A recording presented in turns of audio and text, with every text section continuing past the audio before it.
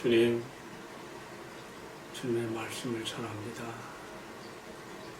삭개오를 찾아주시고 만나주신 주님께서 시간 이 종을 만나주시며 이 말씀의 시청자들을 만나주옵소서. 예수님 이름으로 기도합니다. 아멘. 여러분 안녕하십니까? 2022년 3월 5일을 맞아서 오늘도 우리가 말씀에서 우리 주님 예수님을 만나도록 하십시다. 누가복음 19장 1절로 10절의 말씀 봉독합니다. 예수께서 여리고로 들어가 지나가시더라. 삭개오라 이름하는 자가 있으니 세리장이요 또한 부자라. 그가 예수께서 어떤 사람인가 하여 보고자 하되 키가 작고 사람이 많아 할 수 없어 앞으로 달려가서 보기 위하여 돌 무화과 나무에 올라가니 이는 예수께서 그리로 지나가시게 되밀어라. 예수께서 그곳에 이르사 쳐다보시고 이르시되 삭개오야 속히 내려오라. 내가 오늘 내 집에 유하여 하겠다 하시니 급히 내려와 즐거워하며 영접하거늘. 자, 이어지는 말씀은요, 이렇게 예수님을 영접한 삭개오의 자신과 그 가정에 어떤 변화가 일어났는가를 보여주고 있습니다. 7절 말씀입니다. 무사람이 보고 수군거려 이르되 저가 죄인의 집에 유하로 들어갔도다 하더라. 삭개오가 서서 주께 여짜오되 주여 보시옵소서. 내 소유의 절반을 가난한 자들에게 주겠사오며 만일 누구의 것을 속여 빼앗을 일이 있으면 네 갑절이나 갚겠나이다. 예수께서 이르시되 오늘 구원이 이 집에 이르렀으니 이 사람도 아브라함의 자손이미로다. 인자가 온 것은 잃어버린 자를 찾아 구원하려 함이니라. 아멘. 참 너무나 감동적이고 은혜로운 말씀 우리가 방금 읽었습니다. 예수님과 여리고 성의 세무장 삭개오의 만남. 자, 우리가 지금 이 말씀을 대할 때요, 누가가 성령의 감동 가운데 기록해 나가는 그 시선으로 이 말씀을 우리가 읽으며 또 이 말씀 안으로 들어갈 필요가 있습니다. 여러분, 다른 앞선장 18장에서는 어떻게 끝났지요? 이 여리고성에 지금 가까이 접근할 때에 성 입구에서 구걸하던 거지, 소경, 마가복음 10장에서는 이 사람의 이름을 바디메로 했는데 이 한 거지 소경이 예수님을 만나서 눈이 떠지고 예수님의 제자가 되는 그런 아름다운 장면을 보여주었지요. 이어지는 19장은 지금 어떤 연결고리로 가고 있는가 하면요, 사람들에게 나쁜 놈이라고, 악한 죄인이라고 그렇게 평판을 받았던 세무장 삭개오가 또 예수님 만나고 변화되어 그 역시 구원받은 사람이며 예수의 제자가 되는 놀라운 장면으로 이어지고 있습니다.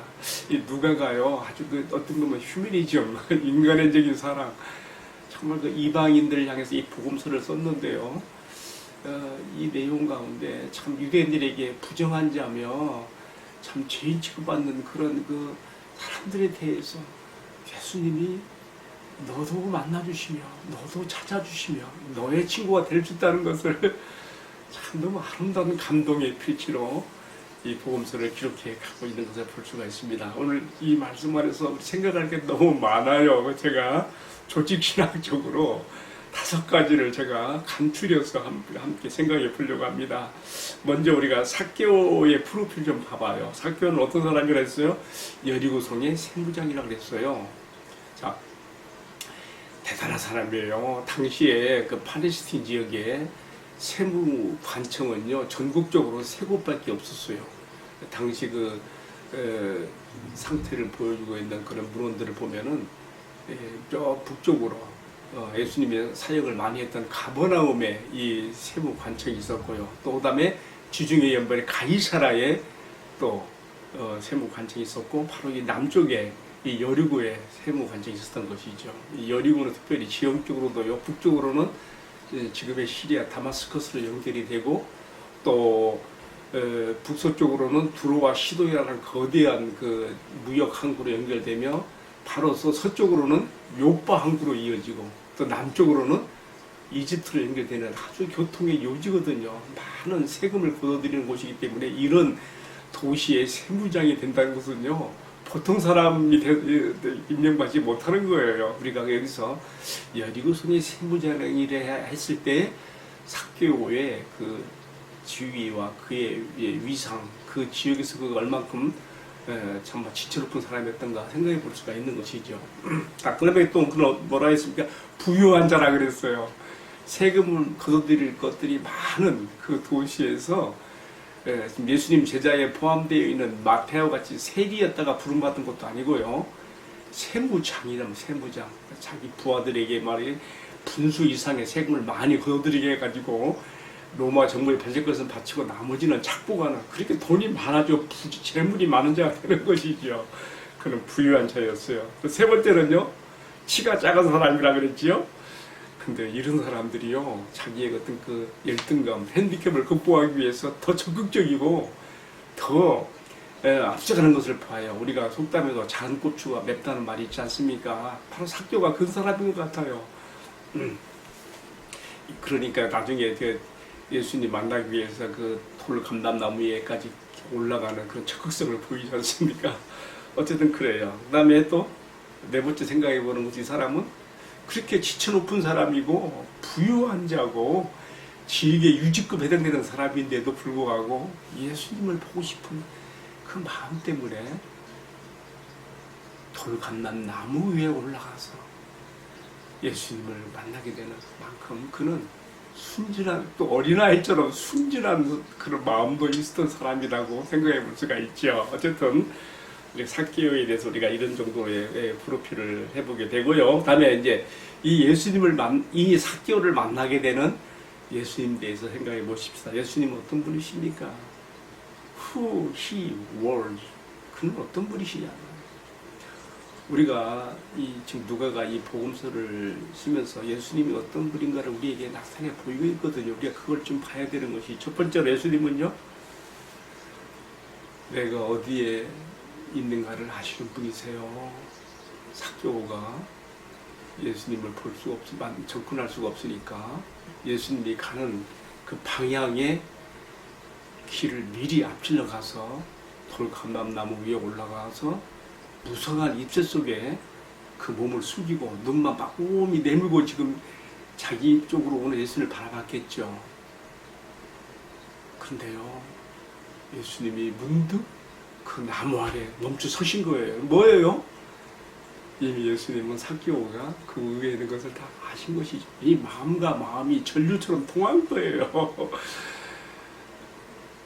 사람들에게 나쁜 놈이라고, 악한 놈이라고 이렇게 나쁜 평판을 받는 삭개오의 마음이지만, 예수님이 여리고성으로 들어오신다는 소문이 들었을 때에 그 마음속에 나 같은 것도, 다 같이 사람들에게 죄인 취급받는 나 같은 놈도 예수 만날 수 있을까? 근데 뜻밖의 예수님은 그 나무 위에 몸을 숨기고 있는 삭개오를 아시고 그 밑에 발걸음을 멈추시며 그 다음에 어떻게 했어요? 삭개오야, 언제 나를 만났다고 내 이름을 아실까? 예수님은 어떤 분이세요? 내 이름도 아시는 분이세요. 제가 오늘 제목으로 삭개오를 통해서 만나는 예수님과 나라고 하는 제목을 썼는데요. 맞습니다. 삭개오가 어디 있는 것을 이미 다 아셨으며 또 삭개오의 이름을 친히 불러주신 우리 예수님은 오늘 내 이름도, 내가 지금 어디에 있으며 내가 내 이름이 무엇인지도 다 아시는 분이세요. 여러분, 이런 말씀 앞에 우리가 얼마나 예수님께 대한 실제성을 우리가 느끼게 됩니까? 성경의 감동 가운데 누가는 지금 이 복음서를 쓰면서 예수님 오늘 너의 이름도 알고 계시단다. 예수님은 너를 잘 아신단다. 오죽하면 머리털 하나까지 세실 만큼 나에 대해서 잘 안다고 하실까요? 나의 어려움과 고통과 슬픔의 문제들 하나도 주님 앞에 잊혀진 것이, 모르는 것이 없이 다 아시는 만큼 주님은 나를 그렇게 친숙하고 친근하게 나에게 가까이 계시는 분이신 것을 오늘 말씀 우리에게 보여주고 있습니다. 또 예수님은 어떤 분이세요? 삭개오의 영접을 받고 싶은 분이었어요. 삭개오가 예수님을 보기를 바랬던 것보다 더욱 예수님은 삭개오의 영접을 받아 삭개오와 함께 있기를 원하신 분이셨어요. 그러니까 당장에 뭐라 그랬어요? 삭개오야, 내려오너라. 오늘 내가 너의 집에 함께 있고 싶구나. 내가 너희 집에 유하겠다. I must stay your home. 내가 내 집에 오늘 유하겠다. 주님은 나보다도 내 안에 들어오고 싶으시며 내 인생과 삶 가운데 나와 함께 살기를 원하시며 예수님은 오늘 나의 가정에 함께 계시기를 원하시는 분인 것을 우리가 이런 말씀에서 알 수가 있는 것이죠. 또 예수님은 어떤 분이세요? 예수님은 당시 사람들에게 나쁜 놈이라고 평판받았던 삭개오의 가정에 들어가시고 그와 함께 먹고 마시고 그와 함께 유하심의 친구가 되어주심으로써 예수님은 내가 다른 사람부터 어떻게 평판을 받든지 관계없이 나의 친구가 되어주시는 분인 것을 보여주고 있습니다. 사람들이 7절 말씀 보니까 무사람들이 보고 수군거리 이르되 저가 죄인의 집에 유하러 들어갔도다 하고 비난했지 않습니까? 그런 거 아랑곳 하지 않으시고 예수님은 나에게 찾아오시고 나의 친구가 되어주시고 나를 구원하시고 나와 함께 거하기 원하시는 분인 것을 우리가 여기서 볼 수가 있죠. 자, 세 번째로 우리가 그게 세 번째로 삭개오의 회심에서 배울 것이 있습니다. 삭개오는 예수님을 자기 집에 영접하게 되고 예수님과 함께 먹고 마시며 자기 친구가 예수님이 자기를 이렇게 용납하시고 자기 친구가 되어줬을 때에 너무 감격한 나머지 재산이 문제가 아니에요. 예수님께 뭐라 했어요? 주여 보시옵소서. 내가 내 재산의 절반을 뚝 떼어서 가난한 자들에게 다 나눠주겠습니다. 할렐루야. 예수님 소중한 그 세상의 그 어떤 보화보다 소중한 예수님을 만나니까 예수님이 나 같은 죄인을 용납하시고 내 집에 들어오시면 내 안에 들어오시면 나의 친구가 되어주시는 이 감격과 감동 앞에 뭐 재산이 뭐 문제가 재산의 절반을 떼는데요. 그동안 세무장으로 공부하면서 얼마나 많이 찾고 있겠어요. 그 많은 재산의 절반을 떼내겠다. 그리고 또 더 많은 것이 있어요. 뭐라 했습니까? 내가 다른 사람의 것을 부당하게 토색한 것이 있다면 4배나 갚겠습니다. 여러분 놀라운 선언이에요. 본래 율법에서는요. 레위기 6장, 민수기 5장에 보게 되면 다른 사람에게 잘못해서 착보한 것에 대해서는 회개의 표시로 5분의 1을 본래의 것에다 5분의 1을 더해서 주라 그랬어요. 근데 5분의 1 정도가 아니에요. 삭개오는 지금 4배를 내가 갚겠습니다. 변화도 이런 변화가 없어요. 여러분 예수님이 삭개오에게 네가 회개에 구원받은 자 회개의 열매로서 네가 이렇게 해라고 말한 적 있어요? 없어요. 단 한마디도 삭개오에게 네가 이제 이렇게 해야 된다 말한 거 없어요. 자신이 단지 예수님께 용납받았다고 하는 놀라운 그 은혜 앞에서 예수님이 자기 같은 것을 맞아 용납해 주시고 친구가 되어 주시고 사람들의 뒤통수에서 다지는 그러한 비판의 소리에도 불구하고 자기와 함께 하시는 주님, 그는 그렇게 더 이상 재물이 그의 우상이 되지 않았고 그는 모든 것들을 아까워하지 않으며 예수님 앞에서 이렇게 자기 선언을 한 것입니다. 회개의 표시로서 이렇게 자기 결단을 표시한 것이죠. 참 놀라운 은혜가 아닐 수가 없습니다. 여러분 여기서 우리가 뭘 생각해야 돼요? 앞서 말씀에서 18장에서 한 부자 관원이 예수님께 왔다. 영생문답으로 예수님께 질문하다가 예수님께서 그가 온전하게 되기를 바라시고 그를 따르는 제자 무리에 들어오기를 바라셔서 네 재산을 팔아 가난한 자들에게 주고 나를 따르게 했을 때 이 부자는 어떻게 했어요? 많은 재산 때문에 슬퍼하며 근심하며 물러가지 않았습니까? 근데 지금 삭개오는 어때요? 정반대 모습이죠? 예수님 만나니 재산이 더 이상 그에게 가치와 보배가 아니고 소중하신 보배이신 예수님 앞에 모든 것들이 상대화되는 거예요. 예수님이 나의 절대 가치가 되는 거예요. 그래서 이렇게 재산의 절반을 떼내고 남에게 투석한 것은 4배나 갚으리라고 합니다. 더 이상 재물이 그의 관심사고 그의 절대 가치고 그의 우상이 아닌 것이죠. 예수님 말이 나의 절대 가치고 변했습니다. 그때 예수님은 이 앞선 말 18장에서 부자 관원을 보면서 뭐라고 말했어요? 야, 부자가 천국에 들어가기가 마치 낙타가 바늘귀로 들어가는 것보다 어렵다. 재물이 많은 사람이 정말 마음이 겸비하게 낮아지고 그 하나님의 은혜를 받아서 구원받기 불가능한 것 말하지 않았습니까? 여기 대해서 제자들이 뭐라 했어요? 그럼 누가 구원받겠습니까? 그때 예수님 하신 말씀이 있죠. 사람으로는 할 수 없으되 하나님으로서는 할 수 있느니라. 바로 그 말씀이 지금 이 삭개오의 가정에서 삭개오를 통해서 하나의 실증으로 이렇게 지금 증명되고 있는 것이죠. 우리가 이런 점도 다 앞뒤의 문맥을 고려하면서 볼 필요가 있습니다. 자, 이제 크게 네 번째로 예수님의 구원 선언을 보십시다. 예수님이 뭐라 했어요? 9절에 그랬어요. 오늘 구원이 이 집에 이르렀으니 이 사람도 아브라함의 자손이로다. 할렐루야. 놀라운 것은요, 삭개오뿐만 아니라 오늘 구원이 이 집에 이르렀으니 이 집에 삭개오에게 속한 모든 가족들도 함께 하나님의 언약의 축복 가운데 들어오고 함께 하나님의 나라에 속한 가족이 되어지며 하나님의 구원의 은총의 축복을 받은 것을 선언했어요. 놀랍지 않습니까? 또 뭐라 했습니까? 이 사람도 아브라함의 자손이로다.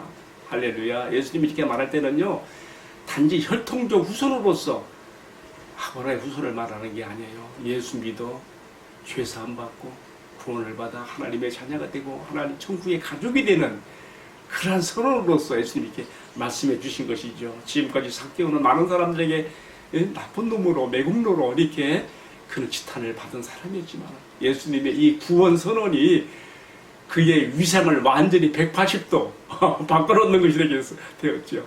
그 이후에 어떻게 되었을까요? 그렇게 놀라우신 우리 주님의 은혜를 받은 삭개오를 남들이 함부로 이렇게 평할 수 있겠어요? 저는 생각할 때 누가가 이 보험서를 쓰면서 혹시 이 당시에 여리고 성에 삭개오가 살아있다면 한 적어도 한 70대?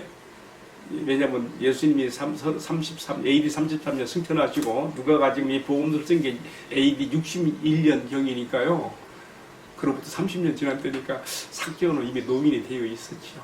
아마 삭개오를 찾아가서 인터뷰하고 이런 말씀을 쓰지 않았을까. 제 개인 생각입니다. 이렇게도 생각도 해봅니다. 예수님께서 삭개오와 그의 가정을 그 여리고에서 아주 정말 회복시키는 그 구원받은 가정으로서 축복하신 가정으로서 이렇게 남겨지게 하셨습니다. 자, 이제 오늘의 말씀을 마무리해야 되겠네요. 저는 오늘의 말씀을 마무리하면서 삭개오와 예수님의 만남을 이어준 뭐가 이어졌어요? 옛날 성경에서는 뽕나무, 여기서는 뭐예요? 돌 감람나무, 나무가 하나의 가교가 된 거예요. 삭개오가 나무 위에 올라가서 예수님을 결국은 만나게 되는 거 아니겠습니까? 삭개오는 예수님을 접근해서 보고 싶었지만은 예수님을 따르는 많은 사람 때문에 그렇게 할 수가 없었어요. 그래서 그가 택한 방법은 앞질러 가서 예수님이 가는 방향에 앞질러 가서 길가에 나무 위에 올라가 예수님을 보고 됐던 거예요. 오늘 우리 주변에는 삭개오처럼 돈은 많지만 부자이지만 사실 사회적으로 평판도 있지만 사람들에게 나쁜 놈이라고 평판을 받는 또 스스로 자신을 죄인으로 생각하는 많은 사람들이 있습니다. 그러나 그들의 마음속에도 뻥 뚫린 그들의 심령 가운데 예수님을 만나지 않으면 결코 행복할 수 없는, 나는 예수님을 만나야 된다라고 하는 그런 사람들이 많이 있습니다. 그러나 예수를 따르는 많은 사람들 때문에 접근이 어려웠던 것처럼 오늘 예수 믿는 사람들 때문에 이런 사람들이 예수님을 만나는데 방해를 받고 있는 것은 없는가, 이런 또 자문을 해봅니다. 그러면서 예수님과 삭개오를 만나게 만들어준 이 돌감나무, 나무처럼 나도 이런 누군가가 나를 딛고 올라가서 예수님을 만나게 되는 역사가 있게 되기를 마음속에 간절히 소원하게 됩니다. 여러분도 나와 같은 이런 소원을 가지십시오. 가지고 계시죠? 예. 오늘 이 말씀에 이제 마무리를 지으면서 이 말씀의 시청자 여러분 모두도 길가의 돌 감람나무처럼 예수님과 삭개오의 만남을 이어준 이 나무처럼 세상 가운데서 이처럼 오늘도 주님을 찾고 있는 많은 방황하는 영혼들에게 이러한 나무가 되어주기를 주님의 이름으로 축복합니다. 기도하겠습니다. 사랑하시는 주님, 너무나 아름답고 감동적인 말씀을 읽고 묵상하며 함께 나눴습니다. 주님, 이 내용들을 다 나의 기도로 표현하기에는 너무나 많습니다. 다만 기도하고 바라옵기는 이렇게 좋고 귀하신 주님을 내 인생 가운데 모시게 되었는데, 나도 주님과 사귐을 연결시켜준 나무처럼, 한 나무처럼 그렇게 세상 속에서 사람들을 주님께 연결시키는 은혜와 축복을 나려 주옵소서. 이 말씀을 시청하는 모든 성도들에게도 같은 은혜를 내려 주옵소서. 주 예수님 존귀하신 이름 받들어 기도하옵나이다. 아멘. 예, 마쳤습니다. 감사합니다. 내일은 주일인데요. 오늘 하루 잘 준비하시고 행복한 주일 맞으세요.